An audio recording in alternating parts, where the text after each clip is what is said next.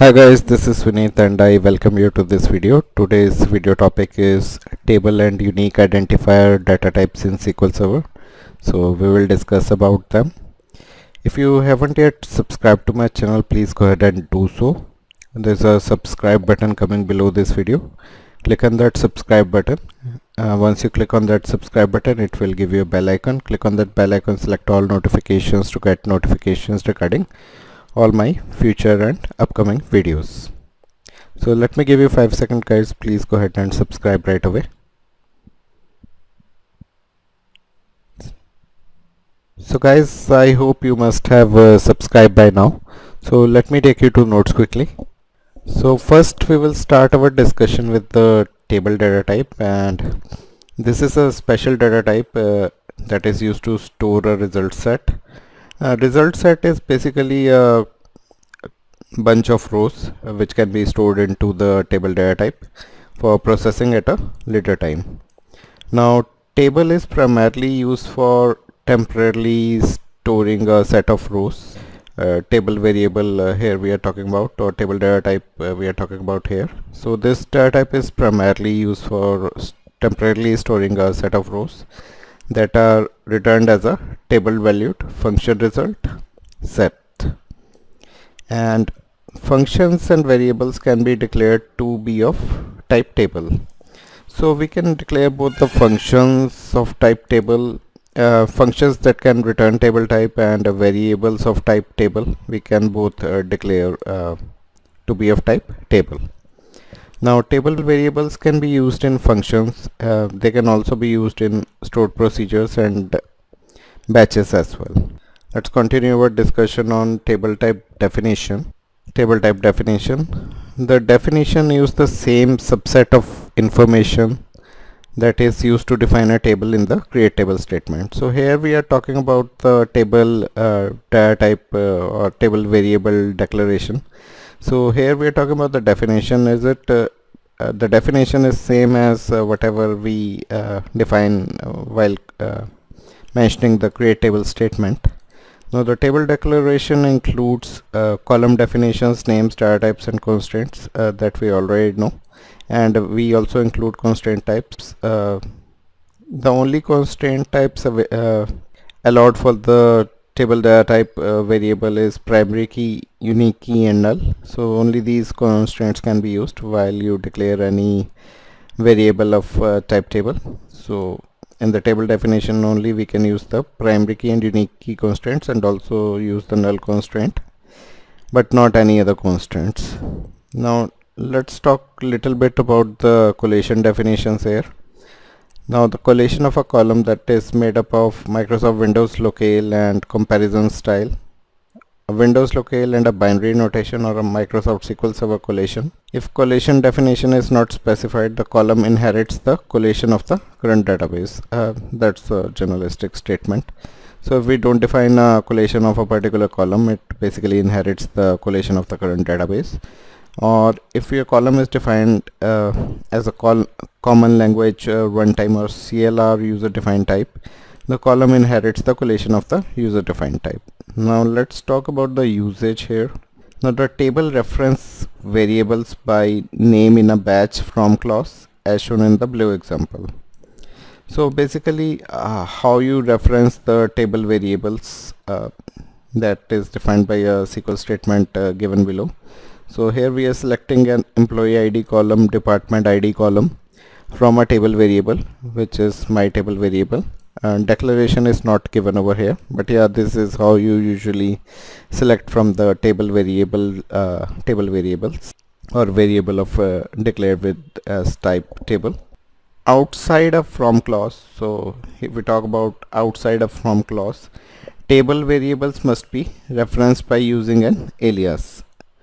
Now let me show you with the help of an example. Give me a minute. So here we are talking about outside a from clause, table variable must be referenced by using an alias. So let me share an example with you. I need to trigger SQL Server for that, so I'm opening that. Okay guys, we are inside SQL Server, so let's connect to the default instance of SQL Server. We are connected. Let's trigger a new query against the AdventureWorks 2022 database. If you haven't installed the AdventureWorks 2022 database yet, please go ahead and do so. So I've triggered a new query against the AdventureWorks 2022 database. So let me write some SQL code for you. So I'm starting with the select statement and selecting the employee ID column. Next column I'm selecting is department ID, and I'm selecting it from a table variable. I'm mentioning the table variable is my table variable, although this is not declared yet anywhere, so this code will not run, but I'm showing you this code just as a sample. I'm making a join of this table variable with the another table which is employee in the AdventureWorks database, and I'm joining it on the m.employee ID. I'm joining the employee ID column of the my table variable with the employee ID column of a employee table, and the second join is making on the department ID and employee table department ID as well. We have department, so let's take I'm not running the SQL statement here. We don't have department ID column here, but yeah, let's take department ID column here. I'm just showing you this code as an example. So I was discussing that basically from outside the from clause, table variable must be referenced by using an alias. So here we have given a table variable and we have given a reference m to this table variable. So outside this from clause, this table variables can be accessed using the alias as we have referenced it here at the two locations. So this is what I was trying to convey. So let me take you back. Now table variables provide the following benefits over the temporary tables. So apart from table variables, we do have temporary table as well. Temporary tables can also be created, but table variables provide the following benefits in comparison to temporary tables. For small scale queries that have a query plans that don't change and when recompilation concerns are dominant. So this is the situations where we recommend you to use the table variables if you are using very small scale queries where the result set is very small, when you know that your query plan will not change at all, and if you don't have any recompilation concerns, if they are not dominant, you can use the table variables. Now if we talk about a table variable, it behaves like any local variable. It has a well-defined scope. So there's a scope associated with the table variable, and the variables can be used with functions, stored procedures, or batch in which it is declared. And within its scope, a table variable can be used like a regular table. Alright, so these table variables can be used as a regular table within the scope, and it may be applied anywhere a table or table expression is used in select, insert, update, and delete statement. So in both these situations, the table variable can be used. So table variable can be applied anywhere a table or table expression is used, and whenever we are using select, insert, update, and delete statements, we can reference the table variable. However, table cannot be used in the following statement. So we cannot do the select into a particular table variable. So I have given you a example snapshot here. We cannot do a select certain list into a table variable. We cannot do that. So we cannot insert data by using the into clause into a table variable. So that is not supported by a table variable. Now table variables are automatically cleaned up at the end of the function, stored procedure, or in batch in which they are defined. So when they are executed, they are automatically cleaned up. Now if we talk about the table variables that are used in the stored procedure, cause fewer stored procedure recompilation. So that is one of the benefits. If we use the table variables in the stored procedure, it will cause only fewer recompilations in comparison to if we use the temporary tables inside the stored procedures. So table variables provide this benefit. It will cause very few recompilations of a stored procedure in comparison to when the temporary tables are used. And when there are no cost-based choices that affect the performance, we should always use the table variable. Now table variables are completely isolated to the batch that creates them. So it has a well-defined scope. So they are isolated to the batch whatever create the table variables. So no read resolution has to occur when a create or alter statement takes place. Now, which may occur with a temporary table. So in the case of a temporary table, a read resolution has to be done, whereas table variable scope is limited. It is only isolated to the batch that creates them and automatically cleaned up once the batch execution is done. No resolution is required in the case of table variables. Now temporary tables, if we talk about, need this read resolution so that table can be referenced from a nested stored procedure as well. Now table variables avoid this step completely, so stored procedure can use plan that is already compiled, thus saving resources to process the stored procedure. Now if we talk about transactions that involve the table variables last only for the duration of the update on the table variable.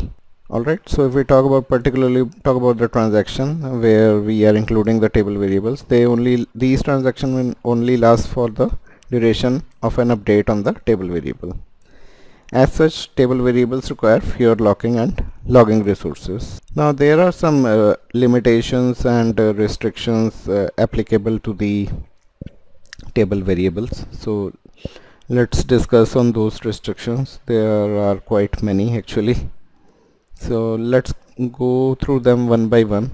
Let's discuss the first restriction. So table variables do not have any distribution statistics. That is one of the restrictions. They do not trigger any recompiles. In many cases, the optimizer builds the query plan on an assumption that the table variable has no rows. So this is one of the important lines. So basically, if we talk about the optimizer that basically builds the query plan, in case of table variables, it builds the query plan on the assumption that the table variable has no rows at all. Now for this reason, you should be cautious about using a table variable if you expect a larger number of rows. So in this situation where we get a larger number of rows, we do not recommend using the table variables. So that number is basically 100 rows. If we are getting rows greater than 100, we should avoid using the table variables. So if our result set includes the rows that are greater than 100, you should not be using the table variables. Now temp tables may be a better solutions in this case where we have row data greater than 100 rows. For queries that join the table variable with the other tables, use the recompile hint. Earlier we have shown you an example where we are joining a table variable with the actual table. So if we talk about these queries that join the table variable with the other tables, it uses the recompilation hint or recompile hint, which causes the optimizer to use the correct cardinality for the table variable. Now table variables are not supported in the SQL Server optimizer's cost-based reasoning model. SQL Server optimizer has a cost-based reasoning model, so it does not support the table variables while determining cost. So as such, they shouldn't be used when cost-based choices are required to achieve an efficient query plan. So if we want to make cost-based choices, if these are required to achieve an efficient query plan, we should avoid using the table variables. Temporary tables are preferred instead when the cost-based choices are required. Alright, so if you are making an efficient query plan by making the cost-based choices, in those situations we would recommend you to use the temporary tables instead of the table variables. If we talk about this plan, it typically includes queries with joins, parallelism decisions whenever we need the parallelism decisions, and if we are using queries that are using joins, please avoid using the table variables. And if we have to make the index selection choices, what we would recommend is don't use the table variables. Or second thing is, if your data set is large, please don't use the table variable. Now if we talk about the queries that modify the table variables, don't generate the parallel execution plans. So any queries that modify the table variables, these queries do not generate a parallel execution plan that provide the performance benefits. Performance can be affected when a large table variables or table variables in complex queries. So we can see that our performance will get affected whenever we use the large table variables or table variable with large number of rows, or if our table variables are used in complex queries are modified, we see performance degradation. And we recommend using the temporary tables instead in these type of situations where table variables are modified. So where the modifications are required, we would generally recommend using the table variables. And queries that read the table variables without modifying them can still be parallelized. So here we are only talking about the modification queries. So modification queries cannot be parallelized if we are using table variables in those queries. But yeah, if we are just using the read queries, those read queries can be parallelized even if we are using the table variables. Now, database compatibility level 150 improves the performance of the table variables.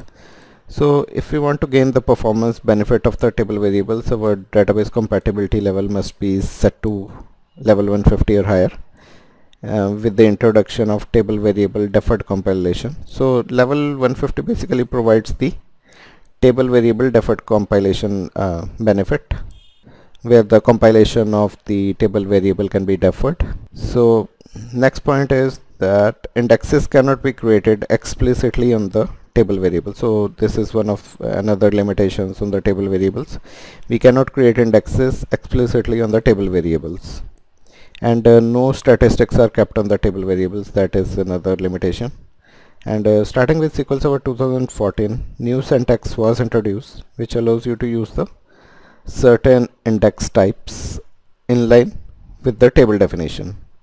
So if we are using the SQL Server 2014 version or later, it has introduced a certain type of inline type index which can be used inside the table definition. So we can reap benefit of that inline indexing with the table variables, but we cannot create any explicit indexes on the table variables. So that is the main point. We cannot create an explicit index on the table variables. And if we talk about this new syntax which is introduced with SQL Server version 2014, we can create an index on the table variables as a part of the table definition.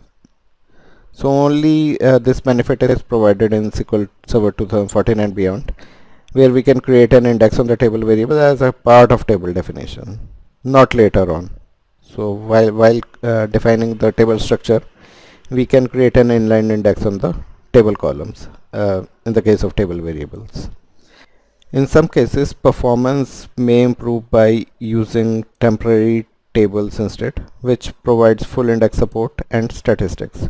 So if we compare the table variables and temporary tables, so temporary tables provide the benefits because we can create explicit indexes on the temporary tables. However, we cannot create any explicit indexes on the table variables. But yeah, for sure inline indexes can be created on table variables while defining the table structure if we are using SQL Server 2014 and beyond. And now let's talk about the constraints. So if we talk about check constraints, default values and computed columns in the table type declaration cannot call user defined function.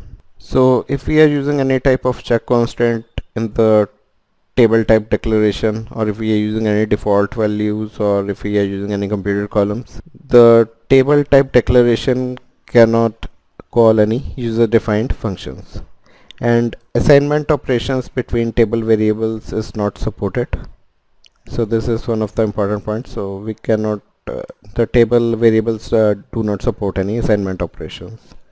And because table variables have a limited scope, they aren't part of the persistent database transaction rollbacks. Alright, so the table variables don't play any role in the transaction rollbacks, as they are not persistent and they have a limited scope. So any transaction rollbacks do not affect them. So if any transaction rollbacks happens, it do not affect any table variables because they have a limited scope and they are not the part of persistent database. So transaction rollbacks do not affect them. Table variables cannot be altered after creation, so we cannot alter any table variables once they are created. And table variables cannot be used as a target of the into clause, as we discussed earlier. We cannot use into clause to put the data into the table variables in a select into statement. Next limitation is that you cannot use the exec statement or execute statement or the SP execute SQL stored procedure to run a dynamic SQL Server query that refers a table variable. So these type of statements cannot be used with the table variable, the execute statement, or we cannot even use the SP execute SQL stored procedures with the table variables to execute any dynamic SQL query. Now, if a table variable is created outside the execute statement or the SP execute SQL stored procedure, so this is the condition. So if your table variable is defined outside the execute statement or outside the SP execute SQL stored procedure, the execute statement cannot use the table variables, and also the SP execute SQL cannot use those table variables that are defined outside of these SP execute SQL stored procedure and the outside of any execute statement. Now, because the table variables can be referenced in their local scope only, an execute statement and a SP execute SQL stored procedure would be outside the scope of the table variable. So here we are talking about the table variables as they have only local scope, so can be referenced locally only. So if we are using any execute statement or if we are using any SP execute SQL stored procedure, this would be outside the scope of the table variable. However, you can create a table variable and perform all the processing inside the execute statement or SP execute SQL stored procedure. So if you define any table variable inside the execute statement or inside the SP execute SQL stored procedure, still you can use that table variable, because then the table variable has a local scope in its execute statement or the SP execute SQL stored procedure. Now the last limitation is that a table variable is not only a memory only structure. So table variable is not only a memory only structure, right? So it is not just defined in the memory, so don't make that assumption. So table variable is just not stored in the memory, it's not only, and because a table variable might hold more data than that can fit in memory, actually it has to place the data on the disk to store the data. So data can be large in certain situations, and if we are storing that data in the table variable, a table variable has to store that data on the disk if it doesn't fit within the memory. And table variables are basically, if we talk about, they are created in the TempDB database, similar to the temporary tables. So whenever we create the temporary tables or temporary all the table variables, they are stored in the TempDB database, and if the memory is available, both the variables and temporary tables are created and processed while in memory or the data cache. But if they are large, data has to be stored or placed on the disk as well. Now let's make the comparison of the temporary tables and the temporary variables. It's not a temporary variable but table variables. So let's make a comparison of table variables and temporary tables. Now choosing between the table variables and temporary tables depends upon several factors. And what are these factors?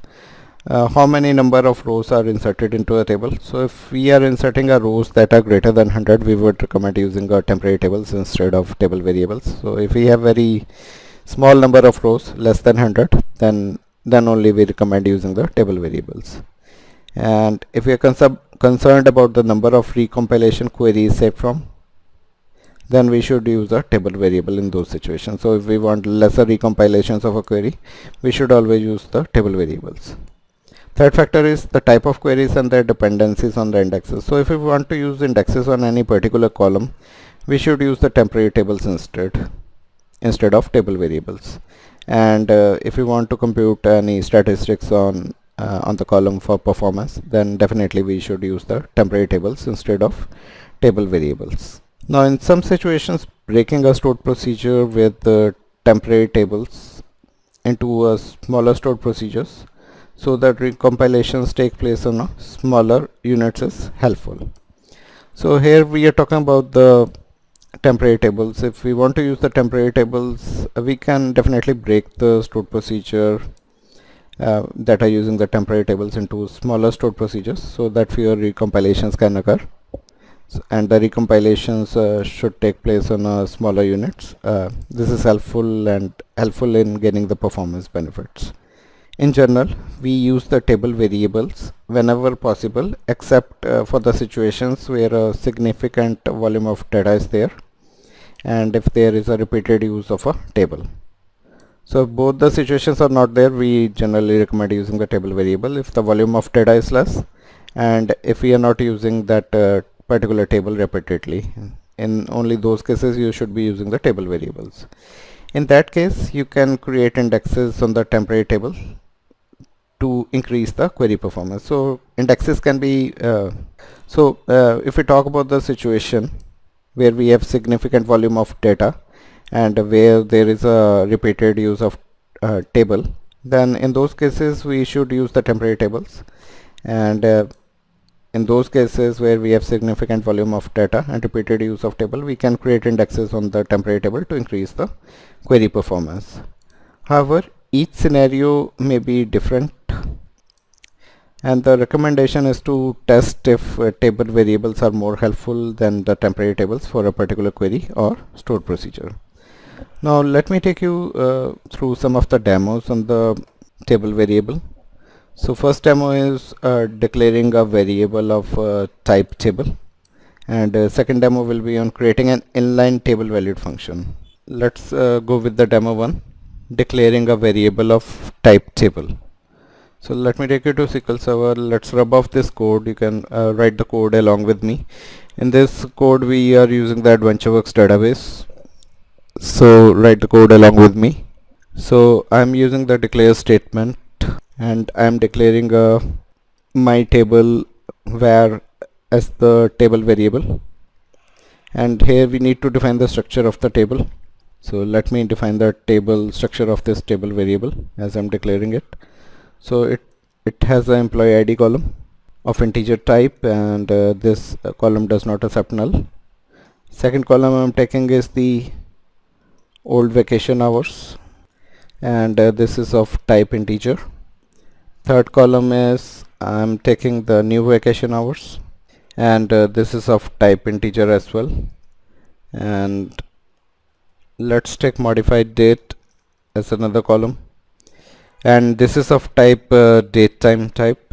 So this is the table structure I've defined for the table variable, which is my table variable in this case, right? And here the table structure is completed. Let's end with the semicolon. Let me try to update the rows of a table. So there's a table, let me show you.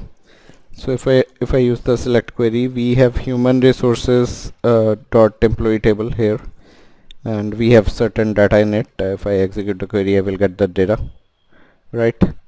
So what I'm doing is I'm updating the human resource dot employee table here. So let's use the update statement, and what I'm doing is I'm updating the top 10 rows here. Update the top 10 rows of human resource dot employee table. And this, if we talk about this table has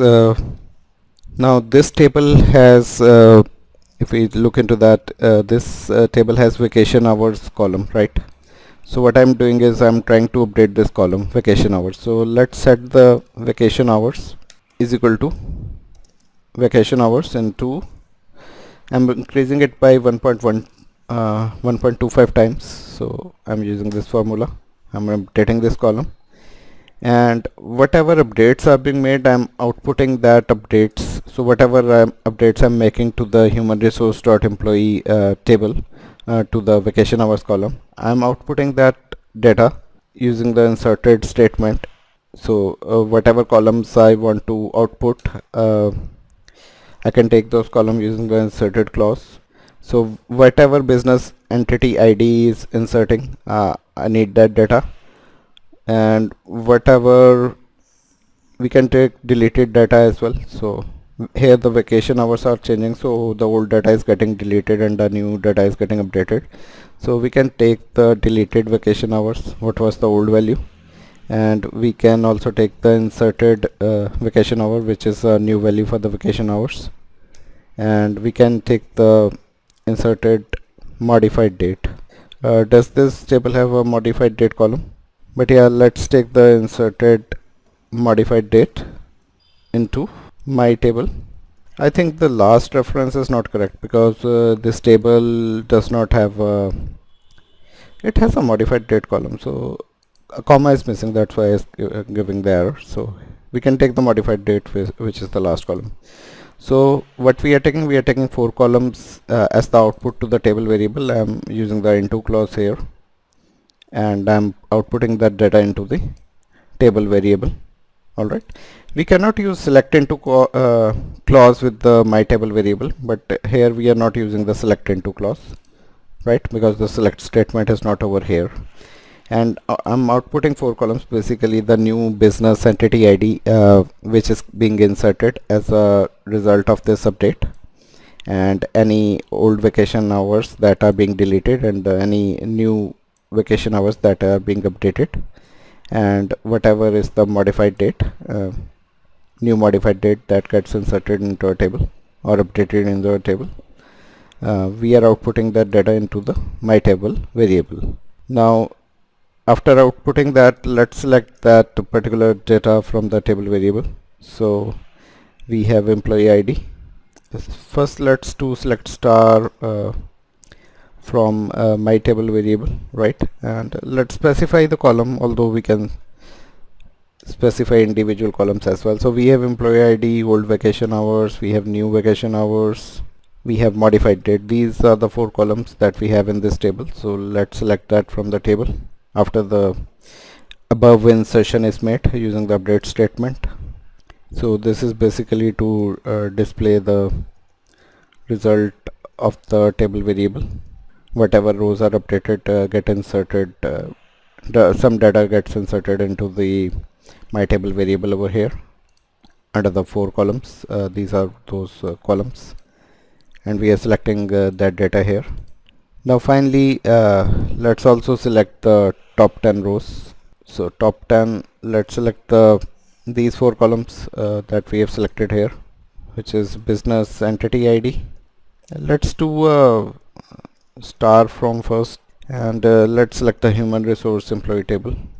What are those columns? Let's remove start. So business entity ID, vacation hours are being updated, and the modified date should get updated.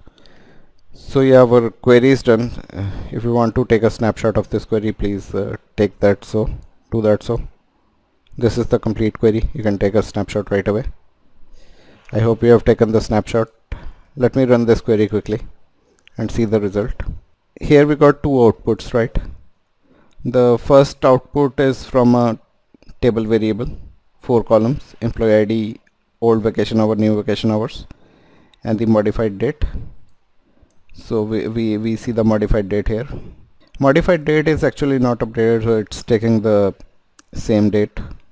Whatever 10 rows are updated, it is showing me that. So the old vacation hours were 99 and the new vacation hours are 123, similar for the other rows as well.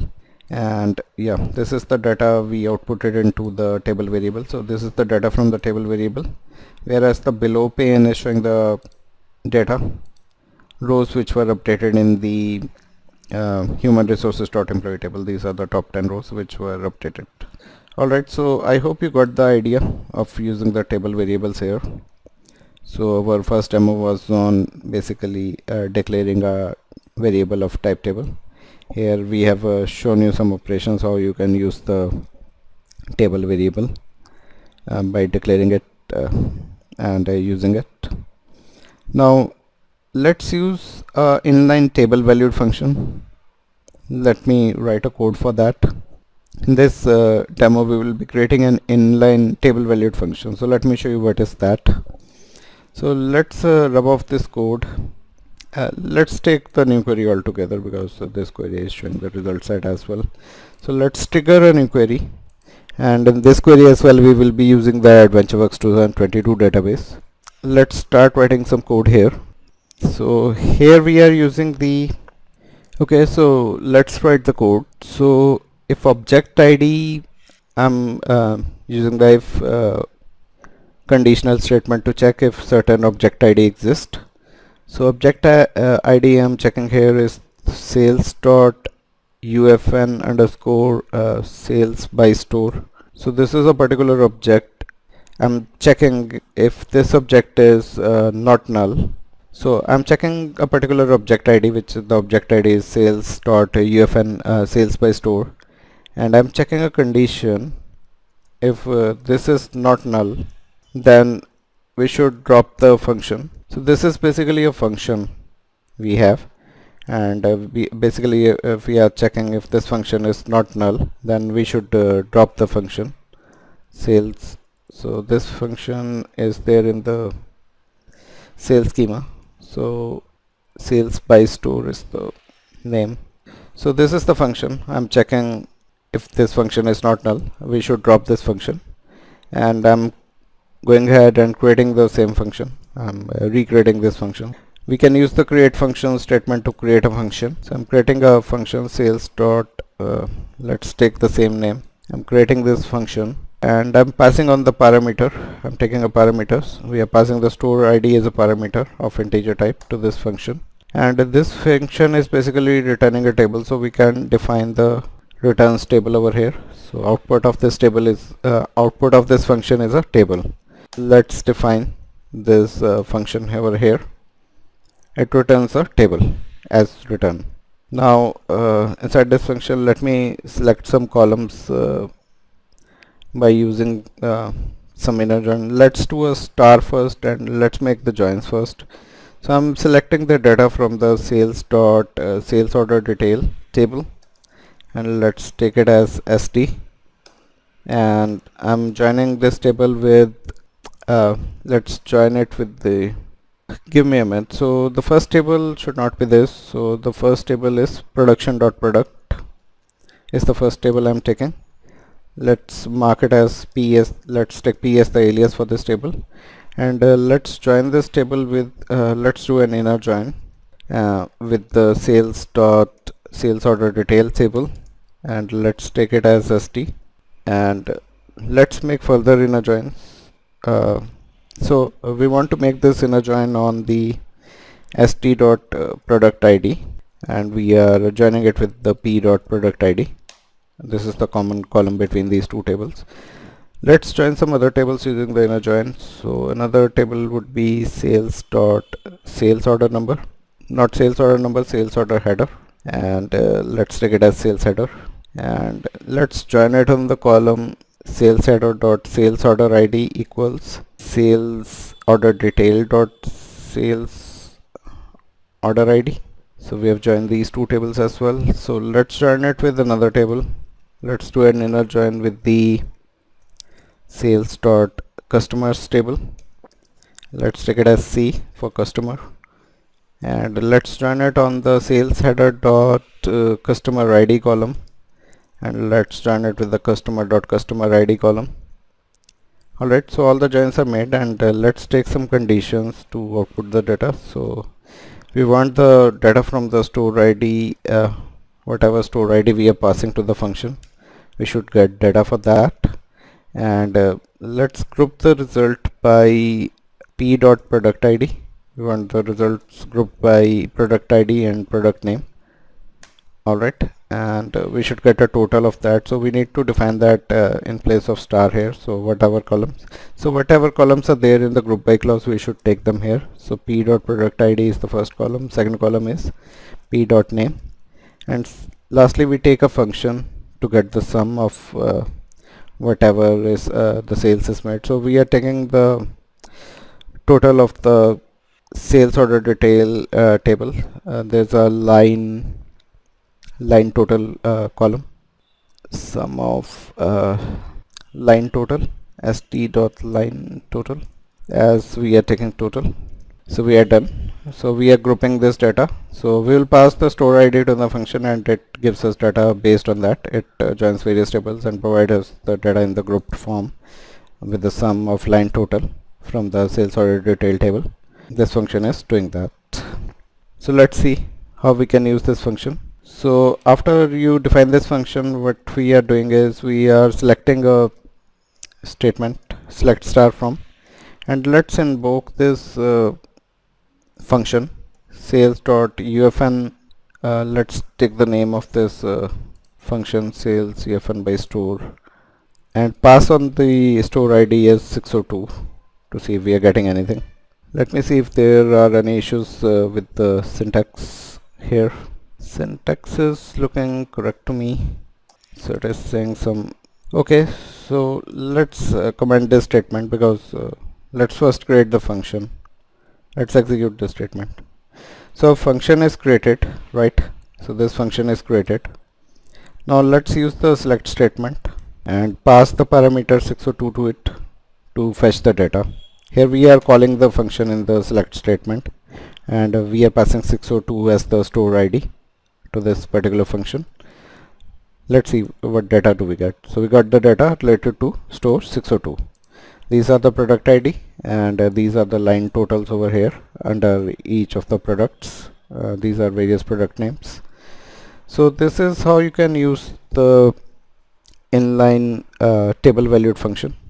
So this is the inline table valued function where we are returning a table out of the particular function. So we are returning a table here, right? So I hope you get the idea, you got the practicals. You can take a snapshot of this code. First you need to execute the code up till here. Lastly, once this function is created, what you can do is you can execute this select statement to get the data output. So take the snapshot quickly. I'm waiting, guys. So guys, I hope you have taken the snapshot here. Alright, so our next topic is the unique identifier data type. Okay, so let's start our discussion on unique identifier data type.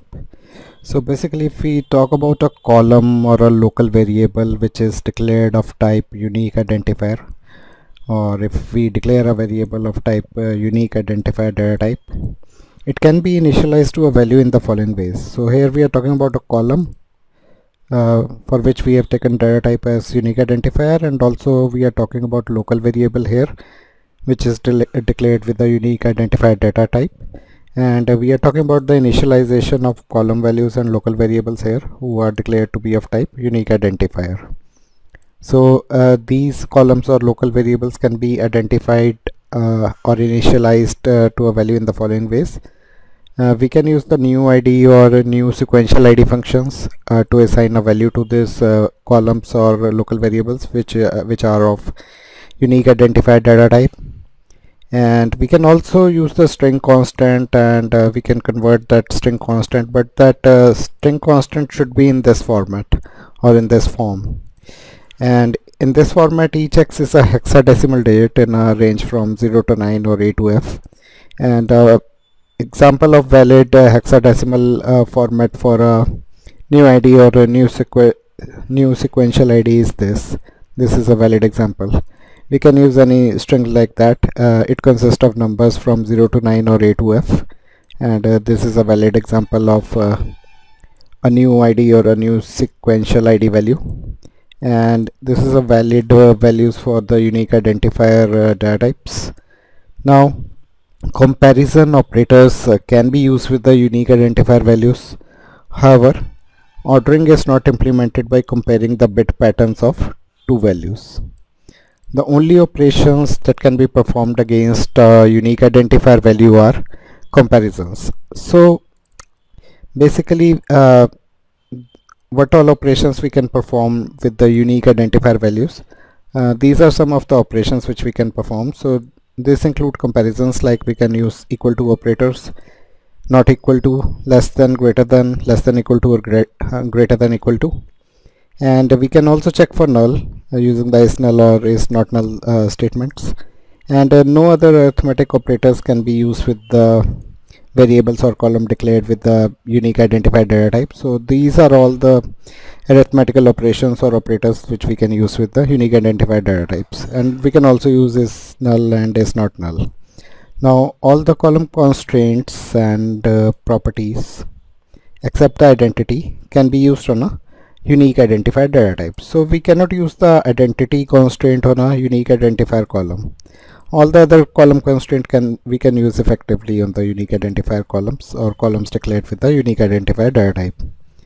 And if we talk about the replication, either it's merge or the transaction replication, with updating subscription, use a unique identifier column to guarantee that rows are uniquely identified across multiple copies of the table. Now let's talk on the conversion of unique identifier data here. Alright, let's talk on this topic. So unique identifier data type is considered as character type. So we basically consider this data type as character data type. So it comes under the character family. Earlier in our earlier videos we have discussed about the families of the data type. So unique identifier data type comes under the character type family, and basically this data type is considered under the character type for the purposes of conversion from a character expression, and this data type is subject to truncation rules as well for converting to a character type. So truncation can also happen during the conversion. That is when a character expressions are converted to a character data type of a different size. Values that are too long for a new data type are truncated. Now let me explain this to you with the help of an example. Let's go to SQL Server. Let's trigger a new query against the AdventureWorks database. Although we are not using this database here, so you can use any of the database here. So in this example, what I will do, I will try to convert identifier value to a char data type. So you can type the code along with me. So let's declare a variable. My ID is the variable name, and let's declare it of type unique identifier. So this is the type of my variable. I have declared it of type unique identifier, and let's initialize this variable as well. And we can initialize the variable using the NEWID or NEWSEQUENTIALID function that we had discussed earlier. So let's use the NEWID function. We can use it like this. NEWID function will basically generate a hexadecimal string and assign it to the myID variable, which is of unique identifier data type. Let's run a select statement, and let me try to convert the whatever value is there in the myID variable. Let's try to convert it into char type expression. Let's convert it into char 255. Let's pass on myID as the variable, and let's take the column name as char.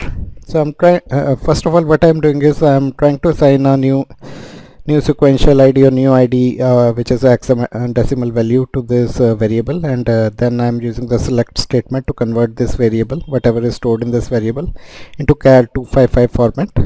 So let's execute this statement to see the output. So here is the output. We got the char as the column name as mentioned over here, and the value is this, which is a hexadecimal string generated using the NEWID function. Now let me take you through another example, and this example will demonstrate the truncation of the data when the value is too long for the data type being converted to. That is what we were discussing about here. So if the target data type is too small for the value to fit in, truncation will happen. So let me explain it to you with the help of an example here. Because the unique identifier type is limited to 36 characters, so if we take a look at this string which we got from our earlier query, if we just talk about this string, let me copy it here. I think I had copied it. Okay, let's copy it again. So this is a 36 character long string. Alright, if we try to fit in anything more than 36 characters into the unique identifier data type, some truncation will happen. So I'm explaining this with the help of an example. So truncation will happen when the value is too long for the data type being converted to, and because the unique identifier type is limited to 36 characters, the characters that exceed that length are truncated. So let me explain it with the help of an example. So here I'm declaring a variable name is id, and I'm declaring it of type nvarchar, and I'm taking nvarchar max data type, and I'm putting a string which is little longer than 36 characters. So let me put some string in, some hexadecimal string. Let me put that in. You may put any string you like, that's up to you, but make sure that string is longer than 36 characters. Alright, and let me check the last part of the string. Okay, so this is the string I have taken. Let me show you that it's longer than 36 characters. Basically, let's place this string here and copy the below string from the previous query here. You see that this string is a little longer. If you take it over here, it's 37, 38, 39, 40, 41 characters long. And if we talk about this string, this is 36 characters long. Alright, so I'm taking a bigger string, more than 36 characters. I have declared an id variable of nvarchar max type and assigned this value, which is 40 characters long, more than 36 characters, supported by the unique identifier data type. Now let me do a select statement. Let's print the id, which will print the 48 hexadecimal value, and let's try to convert this function into the unique identifier data type. As we know, unique identifier data type does not store more than 36 characters, so some truncation will happen. Let's pass on the id variable to get it converted into the unique identifier data type. I'm using the convert function to do this conversion, and let's take the column name as a truncated value. So let's see what value do we get. So the first column will display us the original value, which is 40 character long, and the second column, which is the truncated value with the truncated value header, will see a 36 character value, and some truncation will happen. Let's see what happens. So execute this. You see some truncation has happened at the end. So this is the original string, and we got only string up till 36 characters. So the keyword wrong got truncated. The keyword wrong got truncated from the end. Here you can see the difference between the two. Alright, so I hope you got the idea, and let's go back to the notes quickly. Alright, let's talk about little bit of restrictions over here. The below tools and features do not support the unique identifier data type. So what are these tools? So if we are using Polybase, we will talk about Polybase later in our upcoming videos. So if you haven't yet subscribed to my channel, please go ahead and do so. We will be creating more and more knowledgeable videos. So stay in tune, stay in touch. So this unique identifier is not supported with the Polybase. So Polybase is, I'm not explaining it here right now. I will explain it in my future videos. So these are not supported with Polybase, and it is also not supported. The unique identifier data type is also not supported by the data warehouse loading tool for parallel data warehouse. So DW loader is the tool name, which is a loading tool for parallel data warehouse. If we are using this tool does not support the unique identifier data type. So guys, we are done with this video. In today's video, we have talked so much about the table data type. We have started with the table data type, and we talked about the table type definition, collation definition. We have shown you usage, how you can use the table variables, and we have shown it with the help of a demo, which you can see, and we have provided you in-depth detail of the table variables. Along with that, we have also discussed on the limitations and restrictions applicable on the table variables, and in addition to that, we have compared the table variables with the temporary tables, shown you in which situation you should be using table variables, or in which situation you will be using temporary variables, so you can go through that. And finally, we have done two demos. On the first demo was on declaring a variable of type table. Second demo was on creating an inline table value function. We have demonstrated these two demos. Next, we have talked about the unique identifier data type, for which the values can be generated using the NEWID or NEWSEQUENTIALID functions, and this is basically the string format which can be assigned to the unique identifier data type, and this is a 36 character string.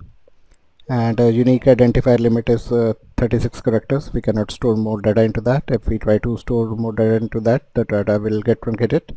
And we have also discussed about the operators that are supported with the unique identifier data type, and we have also discussed on what all constraints that are applicable on the unique identifier data type, and also talked about the constraints which unique identifier data type does not support, like the identity constraint. And we have also talked on that merged replication and transactional replication make use of this unique identifier columns to guarantee on the unique values across multiple copies of the table. Finally, we have talked about the conversion of unique identifier data, and we have shown you with the help of an example how you can do these conversions. We have demonstrated two examples over here how you can use conversions, and finally we have talked about the restrictions that are applicable on unique identifier data type. It cannot be used with polybase, and it cannot be used with the DW loader parallel data warehouse loading tool. So guys, I hope you like this video. If you really like this video, please click on the like button that is coming below this video. Once you click on the like button, there must be a subscribe button near to it. Click on that subscribe button. It will give you a bell icon. Click on that bell icon, select all notifications to get notifications regarding all my upcoming and future videos. So let me give you 5 seconds. Please go ahead and subscribe right away. I'm waiting, guys. Please go ahead and subscribe right away. I don't want you to miss on any of the videos. So guys, I hope you must have subscribed to my channel by now, so you will get timely alerts if you have subscribed. And also guys, please share my videos with your friends. There's a share button coming below each and every video. You can use that share button to share my videos with your friend over any of the social media platforms. And also guys, do post in your comments. We eagerly wait for your comments and would love to read the same. So do post in some comments, and I thank you so much for your time on this video today, and you have a wonderful day ahead, guys. Thank you.